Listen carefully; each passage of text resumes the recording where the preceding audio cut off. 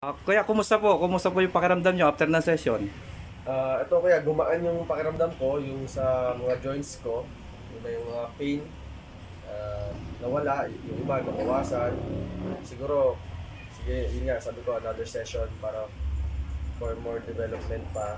Sa shoulder, talagang na gumaan. Hindi ko maiangat. Ngayon, parang Yung sa back pain nyo po, sa kuya? back pain, papakiramdaman ko pa ulit kung nawala totally or nabawasan. Pero sa ngayon, pakiramdam ko gumaan din siya. So nakakagalaw ako ng maayos. Then yung sa likod, na medyo sumasakit, kumikirot pagka may biglang movement. So nawala naman or nabawasan. Malalaman ko pa sa pag naka-recover yung katawan ko after mga 3 or 5 days. Yes, kuya. Yes, kuya. Malalaman ko pa kung ano yung development, yung progress sa kanya.